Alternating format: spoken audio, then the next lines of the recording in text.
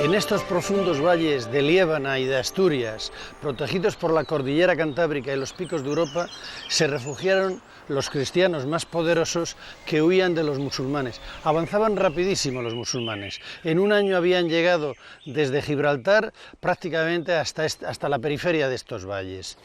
A partir de unos primeros tiempos de duda y de zozobra, ya crean el mozárabe en esta zona. Posteriormente, algunos monjes en las cuevas crean unos eremitorios muy típicos y posteriormente, ya consolidada una cierta cultura, con la influencia del Camino de Santiago, se crean las grandes colegiatas en Cantabria. En estas montañas, en este punto, aquí mismo, estaba Beato, un gran personaje de aquella época. Monje y abad del monasterio de San Martín de Turieno, más tarde Santo Toribio. Allí escribió su comentario del Apocalipsis y nombró por primera vez a Santiago como patrón de España. Beato de Liébana, posiblemente de origen visigodo, vivió entre los años 730 y 804 y fue más que un santo. Fue un gran intelectual y un político al servicio de la monarquía asturiana. En el siglo VIII, la Iglesia visigoda de Toledo, bajo el poder musulmán, es independiente de Roma y de Bizancio. Su obispo, Elipando, propone una doctrina, el adopcionismo, que pretendía ser una especie de cuña teológica entre las dos religiones. En ella se propone a Cristo como hijo adoptivo de Dios, es decir, como profeta y hombre al igual que Mahoma. Una alianza de civilizaciones que organizó, como ya se sabe, y nunca mejor dicho, la de Dios es Cristo.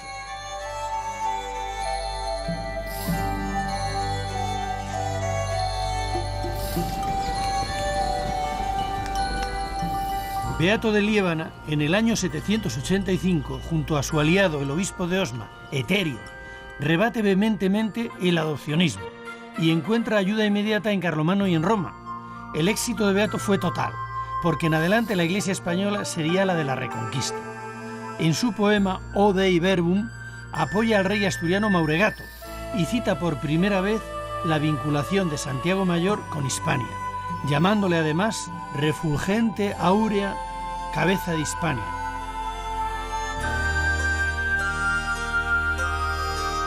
Pero Beato pasará a la historia por su comentario al Apocalipsis de San Juan, copiado e ilustrado posteriormente en los scriptorium de los monasterios a lo largo de los siglos XI, XII y XIII. Estos libros, con sus miniaturas, hoy conocidos como beatos, no tendrán parangón ni en Oriente ni en Occidente.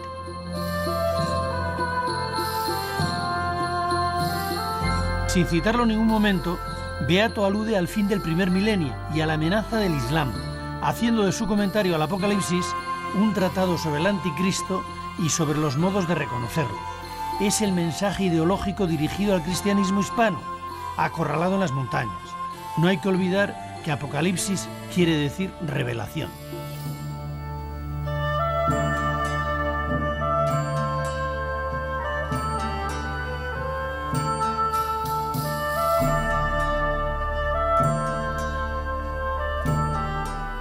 La influencia oriental, los ojos, las visiones estáticas, la sensibilidad africana del mundo copto siguen el compromiso de representar, como hizo Umberto Eco, la violencia y la gloria en un terreno puramente onírico. El punto de sutura entre el mundo y el texto es el texto sagrado. Y el texto sagrado tiene un solo sentido, el literal. Si dice que la bestia existe, la bestia existe.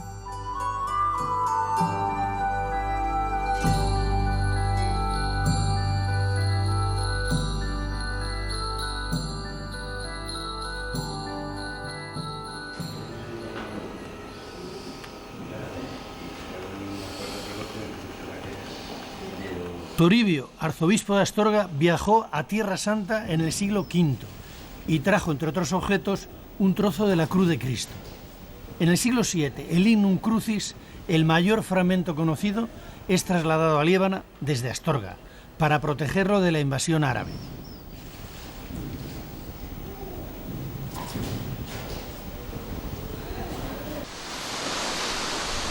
Cuenta la leyenda que antes del siglo VII, Santo Toribio vino a Liébana a cristianizarla subió al monte La Biorna y desde allí lanzó su bastón. Donde cayese, allí se construiría un monasterio.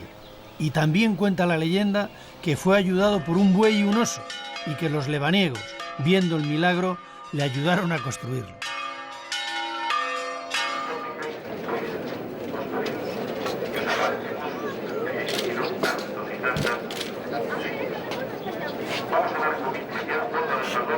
Santiago de Compostela, Jerusalén, Roma y Liébana son los 4 lugares santos del cristianismo, privilegio otorgado por el Papa León II en 1512. Cuando Santo Toribio coincide en domingo, se celebra el Año Santo Lebaniego, al que acuden miles de peregrinos de todos los lugares del mundo.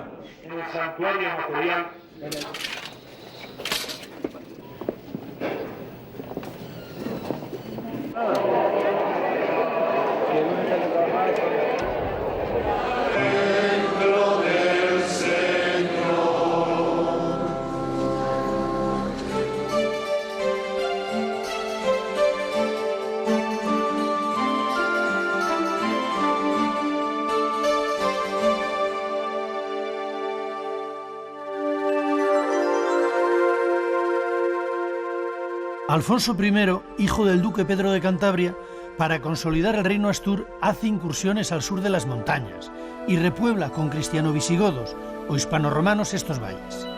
Los primitivos eremitorios rupestres de Valderredible, en el siglo X, son las primeras fundaciones monásticas de estos repobladores, que fueron sin duda el potencial material y espiritual que hizo posible la futura empresa de la Reconquista.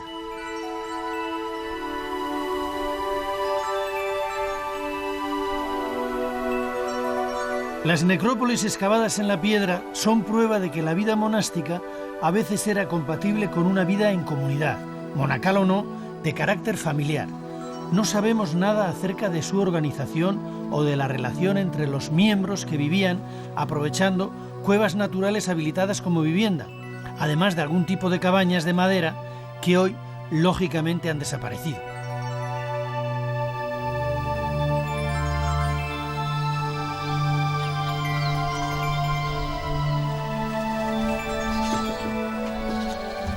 En otros casos, como en este de Royuelos, excavaban sus templos en lugares donde la roca era muy blanda, especialmente en afloramientos de arenisca o en cerros calizos.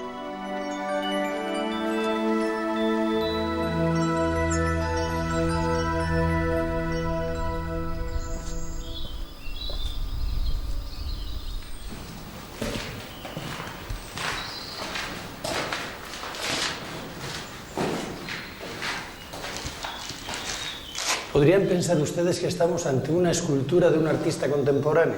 Pues no, estamos en una iglesia románica, prerrománica, de los albores del cristianismo en la región de Cantabria. Aquí están los antecedentes de los grandes canteros. La forma más económica que tenían aquellas gentes era vaciar estas montañas arenosas y crear unos espacios para el culto y para la vida. De aquí surgirán luego los canteros trasmeranos y los de toda la región.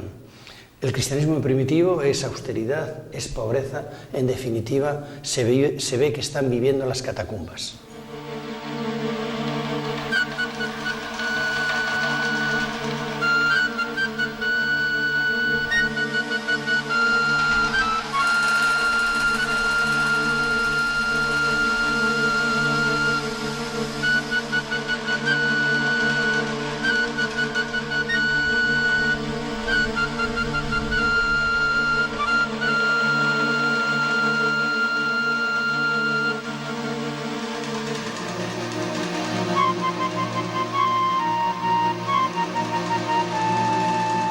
Al desaparecer la amenaza musulmana sobre Cantabria a partir del siglo X, las iglesias excavadas en la roca, protegidas por su identificación con el paisaje, se dejan de construir para levantar los nuevos templos ya de fábrica, es decir, con paredes de piedra.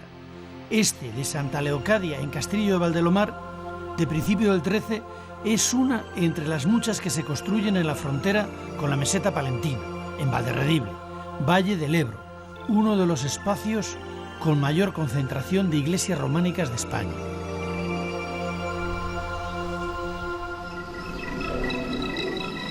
De especial interés por la fecha de su obra, principios del 12, es San Juan de Villanueva de la Nia, que fue construida posiblemente por los mismos canteros que labraron San Pedro de Cervatos, como parece demostrarlo la calidad de su escultura y los temas obscenos y jocosos de los canecillos.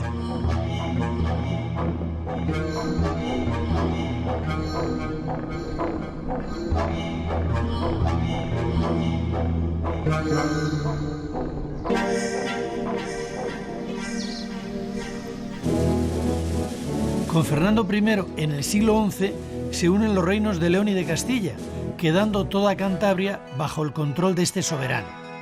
Los principales monasterios continúan o inician ahora su andadura. La importancia de Santo Toribio de Liébana decae en beneficio de Piasca, Santillana del Mar, Cervatos y este de San Martín de Lines, junto al Ebro, en Valderredible.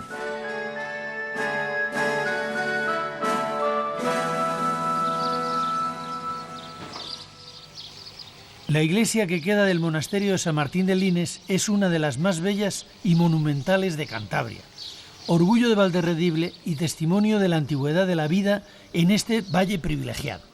Este monasterio, que debió nacer en los primeros siglos de la repoblación, quizás con carácter familiar, tuvo antecedentes mozárabes ya en el siglo X. Protegido por condes y nobleza castellana, debió extender su influencia por todo el valle.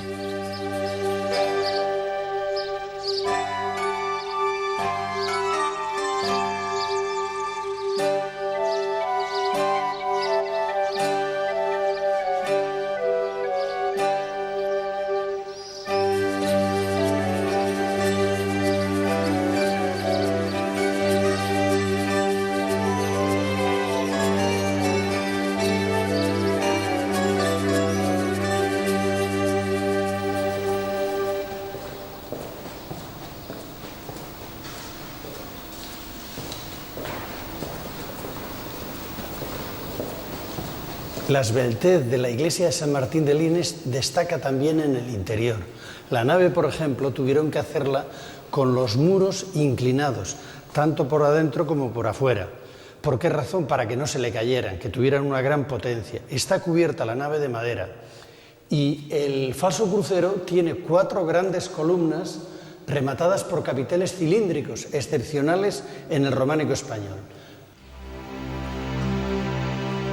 Temas evangélicos como esta adoración de los magos o simbólicos como el de Sansón desquijarrando león están narrados en estos relieves con una indiscutible fuerza dentro de su indudable arcaísmo.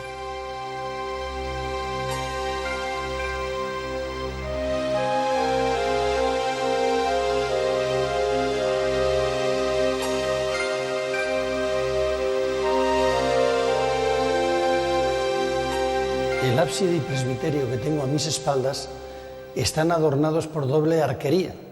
Esta característica que aligera mucho el peso de las masas arquitectónicas es muy común en el románico cántabro, sobre todo en las colegiatas. Antiguamente estaban pintados en la época románica con unas pinturas maravillosas, de las cuales solo nos quedan unos restos, los únicos que existen en el románico de esta región.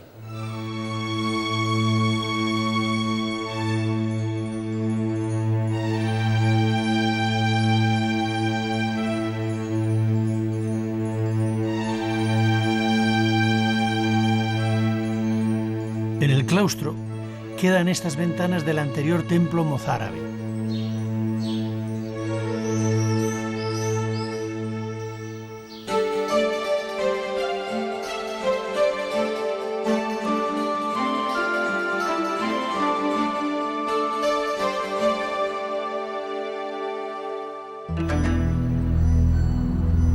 Cuenta la leyenda que el conde de Liébana, don Alfonso, quiso traer a Santa María de Leveña los restos de Santo Toribio, que estaban depositados en el monasterio de San Martín de Turién, pero al abrir la sepultura se quedó ciego. Con ello el santo manifestó su opinión contraria al traslado. El conde Alfonso, arrepentido, mandó construir la iglesia de Santa María en el año 925 y la donó al monasterio.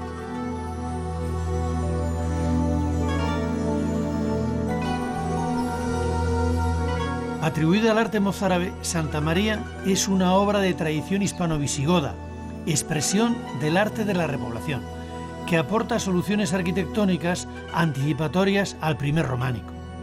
Esta gran arquitectura solo tendría que acoger aspectos decorativos para integrarse en el primer estilo internacional europeo. Motivos ornamentales de origen remoto, arcos de herradura y capiteles en los que pervive el mundo clásico son elementos de tradición hispano-visigoda que conviven con unas soluciones arquitectónicas anteriores al románico internacional.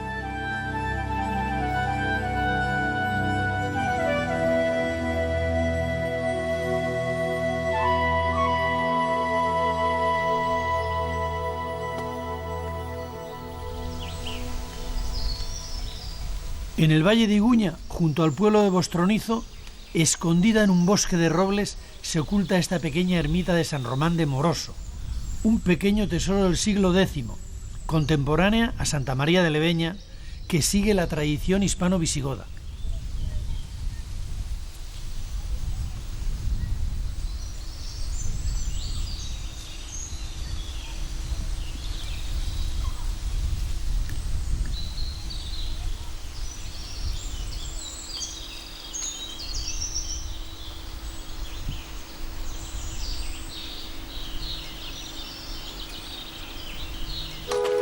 Situada a unos kilómetros por encima de Bostronizo, Santa Leocadia en Helguera es el tercer ejemplo en Cantabria de estas iglesias de repoblación del siglo X, de tradición hispano-visigoda, o mozárabe según otros, con muros de grandes y bien trabajados sillares, elementos decorativos de símbolos solares de origen visigodo en los canecillos, ábside cuadrado prerrománico y en el interior, muy reformado, un arco triunfal que recuerda al mundo romano.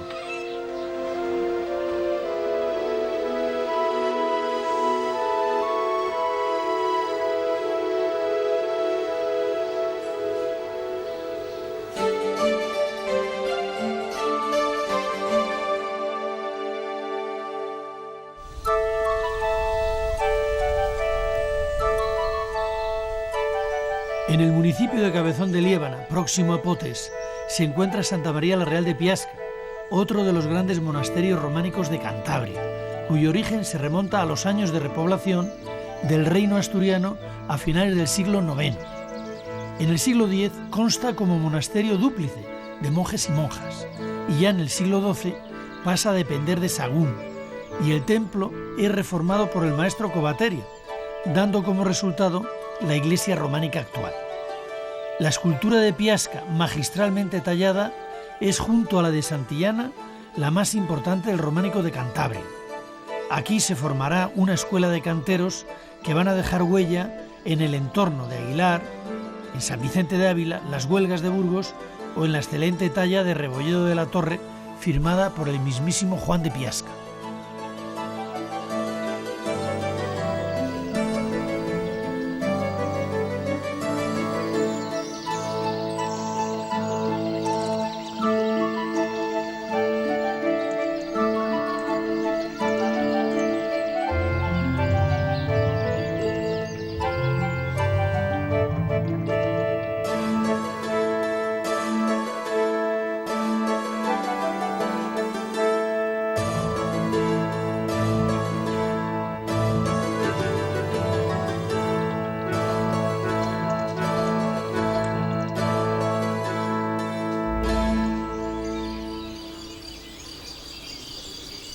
En la puerta sur de la iglesia, que posiblemente daría un claustro hoy desaparecido, se representan con gran precisión diferentes oficios de la época: herreros, sastres, calígrafos.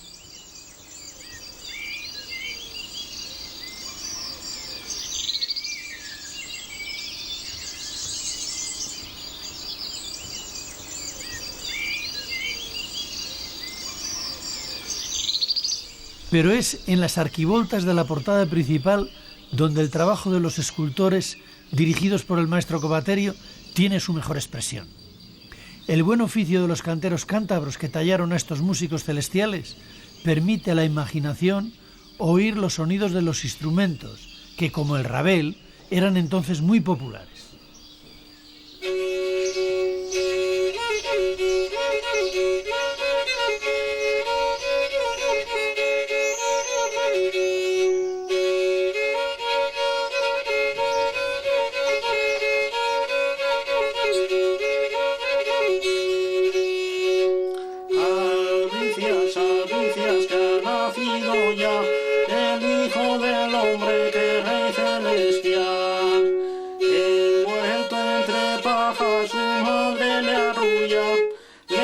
monta una mana, la noche luna. Albricias, albricias, que ha nacido ya el Hijo del Hombre, que es Rey celestial. Se amansan las fieras, la noche es más clara. Llegan los pastores con su humilde carga. Albricias, albricias, que ha nacido ya el Hijo del Hombre, que es Rey celestial. El Hijo del Hombre, que es Rey celestial.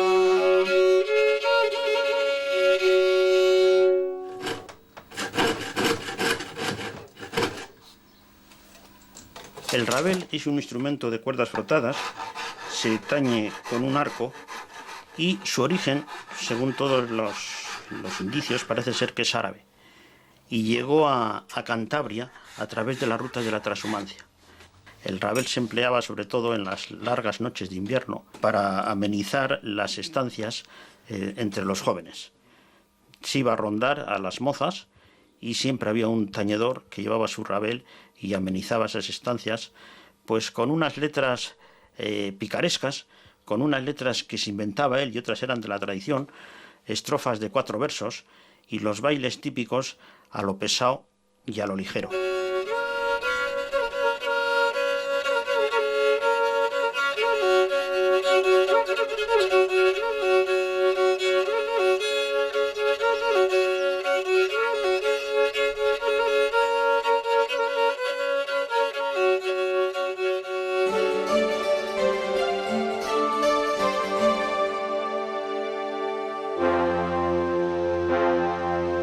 A pocos kilómetros de la costa se encuentra Santillana del Mar, un núcleo de repoblación en la que era entonces región oriental del Reino de Asturias, llamada Asturias de Santillana, que inició el rey Alfonso I, hijo del duque de Cantabria don Pedro, y casado con la hija de don Pelayo, Hermesinda. El gran desarrollo posterior de esta población se refleja en una de las obras más importantes del románico de Cantabria, la Colegiata de Santillana del Mar. A mediados del siglo X ya existen documentos sobre un lugar llamado Planes, donde una condesa llamada doña Fronilde hace donaciones. Posteriormente, en torno a las reliquias de Santa Juliana, se crea ya en el siglo XI-XII un gran monasterio, el que tenemos a nuestras espaldas. Recibe donaciones de reyes tan importantes como don Fernando I de Castilla y León y Alfonso VI y Alfonso VIII. De ellos depende la villa que se crea en el entorno del monasterio y que es un lugar de realengo, depende solo del rey y que se llama Santillana en honor a la santa de las reliquias, Santa Juliana.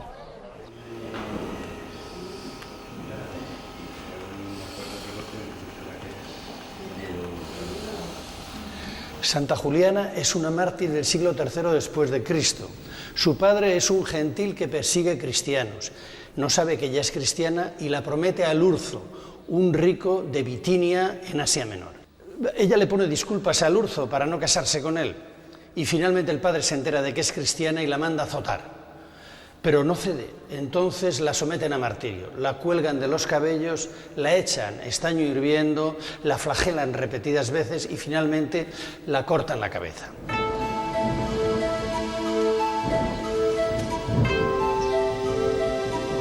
Construcción de clara influencia burgalesa de la primera mitad del siglo XII, muestra el ingenio del maestro de la obra en cómo alivia el pesado volumen y la gran altura de los ábsides con la construcción de ventanas profundas, impostas y columnas, además de una rica decoración escultórica.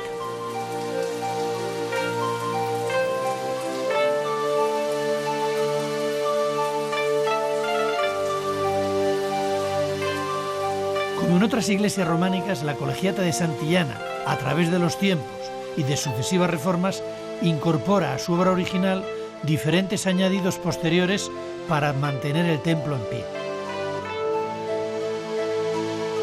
Esta iglesia es una iglesia de excepcional altura.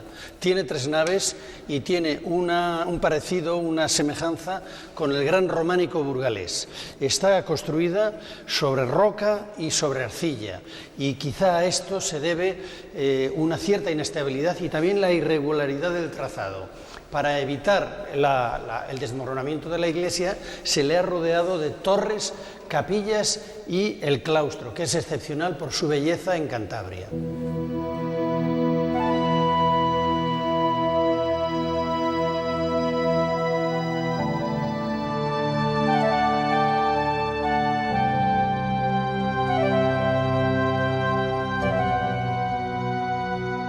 El relieve de gran tamaño que adorna el ábside mayor podría corresponder a la antigua puerta románica, y es muy probable que sea del mismo maestro que trabaja en los capiteles del claustro.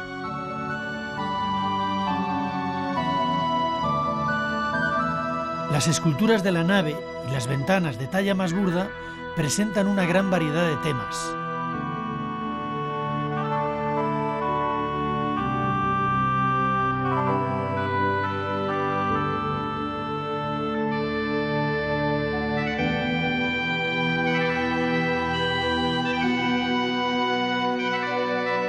La gran pila bautismal con Daniel entre los leones, el relieve del Pantócrato o el de la Virgen y el Niño son las muestras que nos ponen en contacto con el gran maestro del claustro.